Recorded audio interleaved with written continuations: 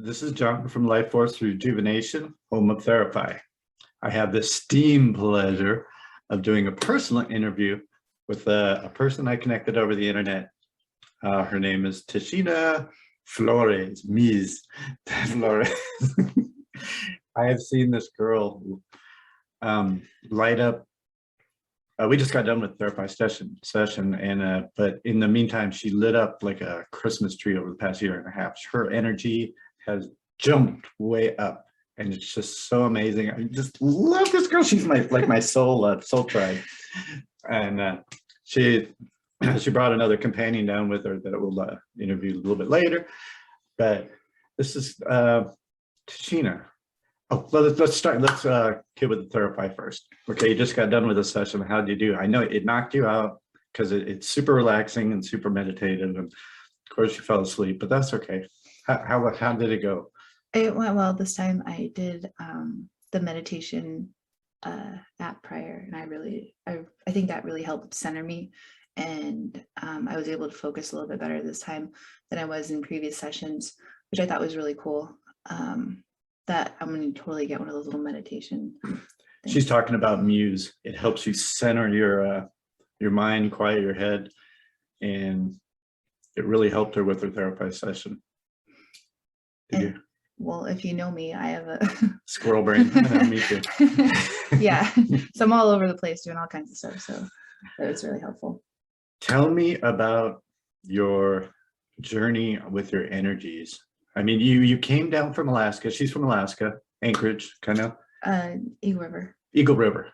And she went on this journey all the way down California, down to San Diego. First, she stopped here, and it was just magical. And then she went down to San Diego, and she decided she was going to go to like Grand Canyon or some other Sonoma, Arizona. It's just like, I don't think so. No, the universe was like, no, we're just going to throw some fires in there, and it's not going to happen. So and she came back. Oh my God. Okay, so tell me about how did your energies first start? Well, I guess rewind back a couple years ago, there was a huge earthquake in Alaska. It was 7.1, and if you've ever been in a 7.1 earthquake, it can be pretty traumatic, and it lasted about 23 seconds, I think it was.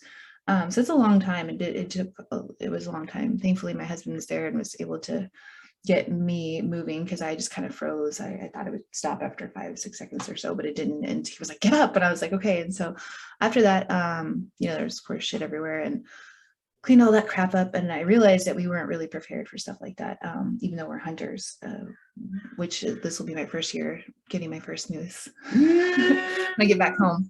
But I just realized we weren't prepared for that, and then I just started preparing after that, and then I ran into somebody who's known on social medias and platforms, and then I came across this group, the Enlightenment group, and I did, I went down all these different rabbit holes, just like everybody else, doing my own research, because I can't just take somebody's word for anything.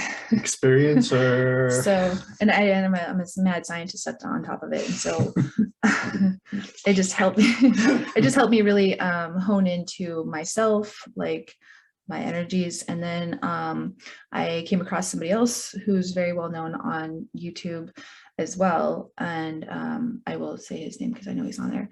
New Life Tools, Brother Yosef, has helped me find this energy that I didn't know existed. I kind of knew existed, but everybody like in our Enlightenment group would talk about connecting with crystals and such, and I never really connected with any of them. There was one incident, I was trying to meditate on an amethyst stone that I actually have with me, and I went to go look away, and it like, I think I saw a spark or something on my finger. I didn't feel anything. I just briefly saw it, and then I looked back like, what the heck? And then I saw like a plume of smoke come out of it. It's only happened that one time. It was the weirdest fucking thing. I thought I was tripping out. I was like, this can't be happening. I was, shaking it around. I'm like, what the hell? I didn't know what else to think, like, because I've never had any experience like that before. I still haven't had an experience like that since. Then I started listening to Brother Yosef, and he was talking about druids and connecting with trees. And I was like, well, maybe there is some to this. And then he talked about birch trees specifically. there's birch trees in our neighborhood. They're doing new development next to our neighborhood. And me and my husband were out riding bikes. And I was like, hey, let's go, get a root from this tree. And he was like, okay, whatever, because they were just tearing all of this stuff down. So it's all just laying out in the yard. So we went and got some root trees. And then I was listening to, like I said, Brother Joseph's thing on druids and how to connect with that energy. And like I said, at first I was a skeptic like anybody else. Mm-hmm. But then I noticed that there was an energy coming off of the birch root, like that piece that I got for you. And for some reason, I just started getting like drawn to making these wands, these birch tree wands, because I also did some more research on various other things. And that's how I came across the chaga. And I go collect chaga deep in the woods, like where there's no social pollution exposure. I think that's very important. A lot of people don't realize like where their food comes from, what it's exposed to. Like on our drive here, I was tripped out to see like an oil field next to produce. I don't know about you, but that just doesn't seem like kosher to me. So I've gotten into self-sustaining. Back to the energy part, I just I got a book called Crystal Healing, and I started I got that one. It's Told me to get it. I got it. It's a good book. And that's what actually really made me a believer is just seeing it and experiencing it myself. So just because I experienced it doesn't mean everybody else can experience it, but I've been able to teach people how to feel these energies, show people that they do exist. And it's opened a lot of people's minds. And I've been really grateful for that. It's definitely opened my mind and my perception to the energies that are all around us. And so fast forward, I'm a little nervous, guys. Sorry, never done this. I am really just okay. Let me pull you back a bit. Okay. Okay. How? Okay. Yeah. Okay. So, Therify. There's a lot of research on remote healing. And she was totally into it. I was talking to her about Therify and remote healing. She said, oh, you know what? And I said, it really works well with DNA. I mean, you can do it, like Reiki over the internet and stuff like that. I totally believe in that. But with Therify, she sent me some of her blood for DNA. And we started, sending energy back and forth. But, we originally connected on the Genuine Enlightenment group. And we just hit it off right away. We just knew we were soul sisters, soul brother, and stuff like that. It's so soul buddies. Cool. So Therify and remote healing works. It's totally trippy cool. Okay, where are you at? I don't know, somewhere. Okay. Scroll rain. Oh no. Oh yeah, on your crystal journey, all of a sudden you start feeling the energies and stuff. So I took a crystal. The book suggested taking a crystal and going along your etheric field. I can feel it right now because I'm so honed into that energy now, and I can feel it on everything, trees, everything. It's especially trees. I really like you don't touch the trees, you just kind of go around them, and you want to go like this.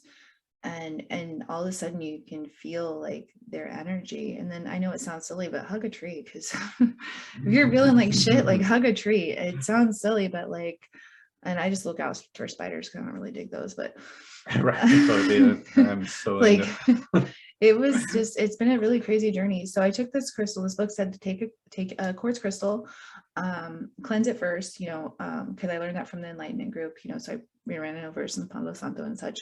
And then I took it around my etheric field, and I could feel like my aura.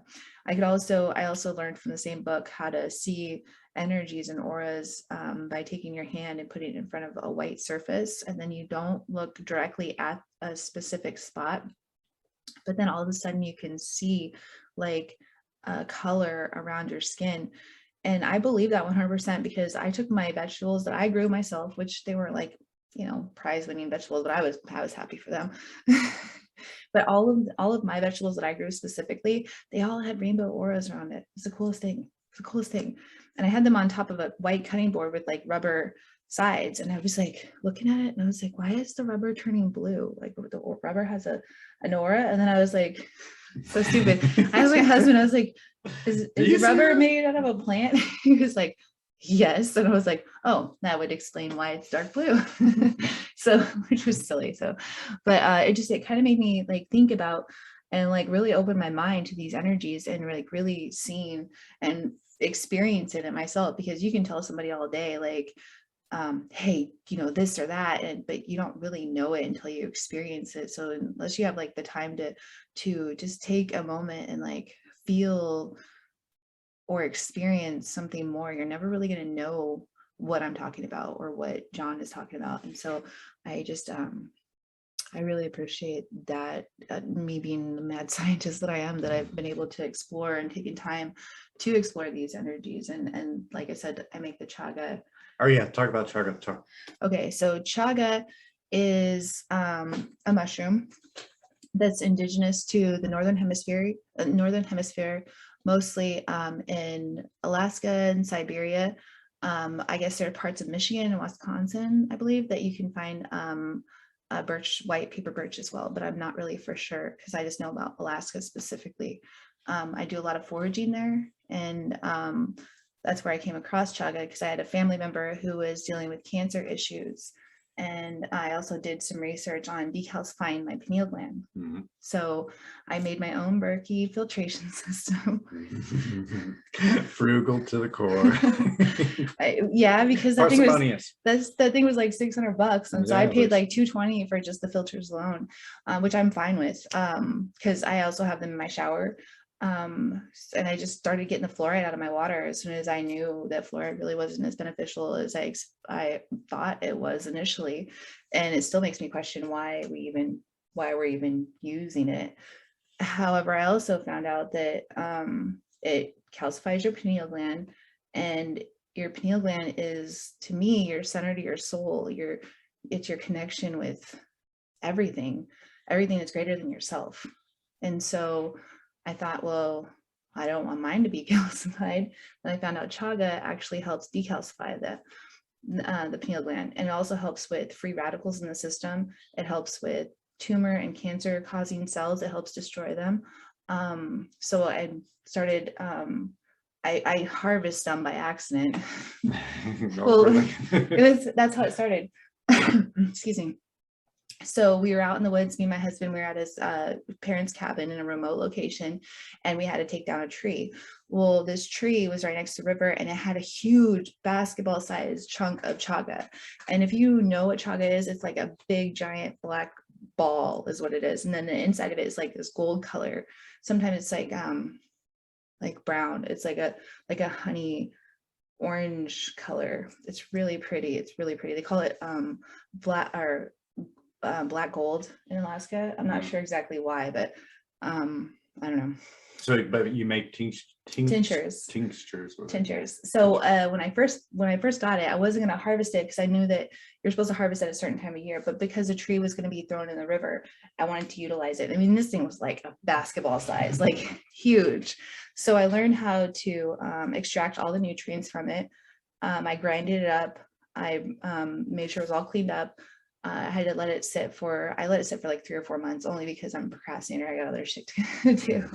So I let it sit in grain alcohol for a few months. And then once it sat in there, then I put it in the crock pot because I use a triple extracted method.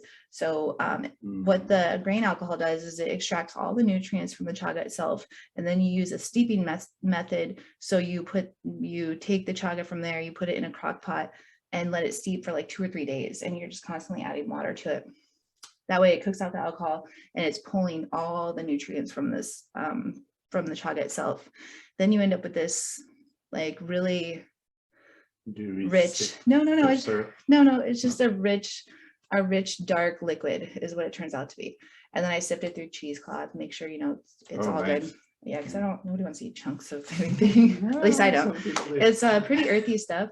But after I started using it, I felt a significant difference. I felt a significant difference in the way I feel energies. My intuition is really, really good, sometimes too good. I'm a firm believer in getting like the positive ions out of your negative ions. No, it's positive. Positive ions are bad for you. Negative ions are actually good for you. Oh, shit. More research. Yeah, I've done a little bit. So I have an Awoke in my house that runs constantly. I also, do the Berkeley filtrated water, and I do blue soul water. Blue soul water, I guess, is to get information from the sun or something. I'm not really entirely for sure, but I have a flower of life on it, and so I put my water outside to collect, I guess, energy from the sun, and then and that's already after it's been filtrated. But ever since I started doing those things, my intuition for energy, or the way that I can feel it, has been amplified so much more than I ever thought or imagined. So okay, one other question. Organite. Yes. You've been making organite. I have. Like I this have. one? So I also, if you want to go down a really deep rabbit hole, Oh yeah. or see, the name of the website I think is educate-yourself, or educate_yourself.org, and there's a ton of information about organite on there and how to make chemtrail busters and the power of pyramids, because I have a pyramid in my home. I believe in that stuff because I feel the energy radiating off this, and there's something to it, because if the pyramids are able to make make fruits and vegetables grow better, or keep bacteria out of your water, or provide a source of energy. I even read somewhere that you can take a generator, run the cord through your copper pyramid, and you're actually going to get more energy that way than you would directly from your generator itself. So you're actually utilizing, like, I don't know, maybe it's free space or something. I'm not really sure. 0 point energy. I don't know what it is, but if they can do that, if the pyramid can do that specifically and then clean the air above you, there's got to be something to this. And there's scientific information on plenty of different websites if you just go check it out and like do your research. So I believe in this energy, and I don't know why, but I've been really drawn to it. And I don't know where was I at? Okay. Oh, so my the mom, organites. or hold on. But my mom turned me on to pyramids back in like 1974, and that was really cool. I was amazed as a child. I was like, okay, but I put it on the back burner now. You can tell. Well, they're around here somewhere. I think as we age. Back to the organite. Yes, but I want to just add a comment to that. I think as we get older, we all want to find that spiritual connection, because we're all yearning for some sort of love or some sort of acceptance. Unconditional I think that that's, as I progressively, because I'm 29 strong. I think as we progressed in our lifetime, that we all just are seeking the same thing when it ultimately breaks down to it. I mean, just the love and acceptance. And you do have the skin of a 29-year-old. Thanks. So yeah, I really do feel like that's what everybody's spiritual journey is really leading to, even if you're religious or into organized religion or not, or just wherever you're at in your spiritual conquest. Like everybody, I think wants the same thing. They just want, I don't need to know that it's there. I just know it. Like anything I need to know, my higher self's like, oh, you want to know about this? Here it is. So be careful what you ask for sure. Be careful for what you ask for. So back to this organite. So because I can feel these energies in stones, I usually use, I started with quartz crystals, but now like I'm to the point where I can feel these energies directly from my hands. So I know that this is a good positive energy because I could feel it. You put the positive energy into it when you made it. I do. And frequency. I do. I listen to frequency music when I do these. I actually, on my journey down here, I have collected a whole bunch of pine cones from various trees.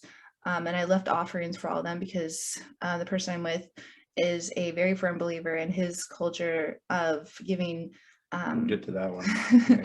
He gives tribute or like an offering to the trees or anything that we have harvested, such as the pine cones. And so I'll be making organite pine cone pendants because I also learned how to do copper electro. I think it's called electro something. It'll come back to me. Okay. But so back to these organite pendants. These help protect against electromagnetic frequencies and like such as cell phone radiation, that's a good one. Microwaves, I don't even own a microwave anymore. I blew it up by accident. Nice. I was making cookies. Oh, yeah, right. And then well, no, I really was. And then the butter blew up, and then I thought I cleaned it out, and then I went to go use it again, and it like sparked, and I was like, we're done with this. So, but then I ended up refurbishing it by taking the magnets out and putting them on my fuel line. You're a mechanic, you should know. Like I put them, That's real old school. and it fucking works. I got no lag on my car at all. My car gets better gas mileage than it ever has. So I utilized it by taking those magnets off, putting on my fuel line.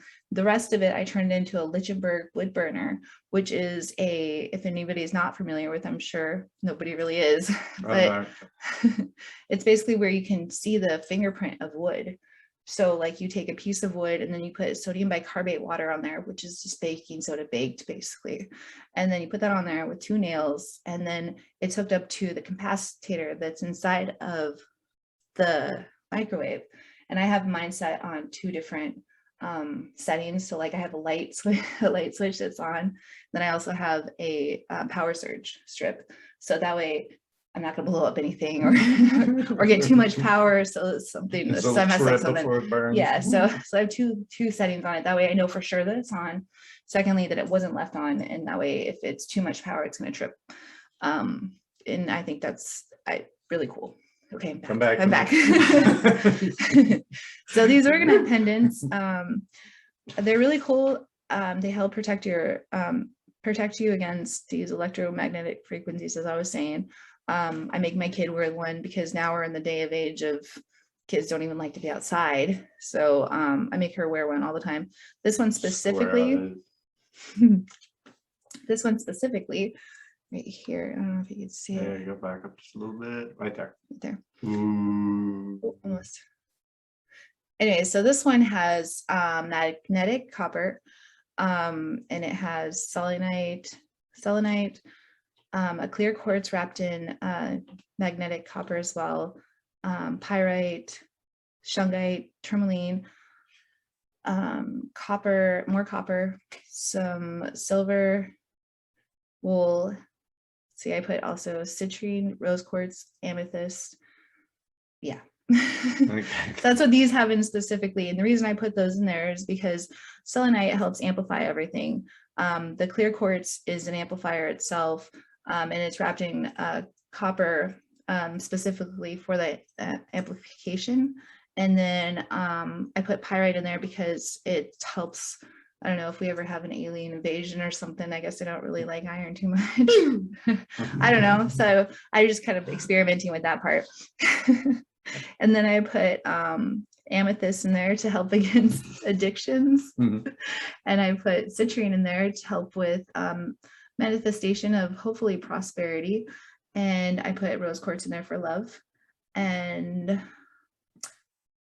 shungite, of course, and tourmaline for EMF protection. So all right, that's all the time. I'm so sorry. No, it's okay, because we're going to pick this up when you get back to Alaska. We can zoom this and pick up your other adventures and stuff like that. But she will be hopefully having a website for her chaga. It's absolutely amazing. I totally believe in this girl. She's absolutely magical. And I'm gonna be so sad to see her go. I will too. Thank you so much. Cry. I can't even express how grateful I am to finally come down here and meet you. I mean, your energy is super amazing. I'm so grateful for this whole entire. How did I do on my Reiki? I think you did really well. No, I think you did really well. I'm so glad that I made the journey down here, because that was the whole point of. Well, part of the point of sharing energy. Oh, because I told this guy I was gonna come down here, and here I am, and he was like, "You're not gonna make it," and I was like, "Yeah, I'm gonna make it." I was like, "I might be late," and I showed up at like 4 o'clock in the morning on a work day. It's okay. It was so amazing. Everybody, thank you for sitting and listening to us. We'll have more. Oh, we'll definitely have more, because we're soul partners, not soul partners, soul tribe, totally soul tribe. And we're just fucking awesome. So yeah. Oh, what was that? Was that one? What does Frosty say? Oh, I forgot. Well, I'll get it when we're on the next interview. Something indisposable. Oh, uniquely indisposable. That is some cool shit right there. I love that word. All right. signing off. Thank you, Tashina, for allowing me you. to interview you. You're an amazing, beautiful being of light. Awesome. Thank you. This was pretty cool.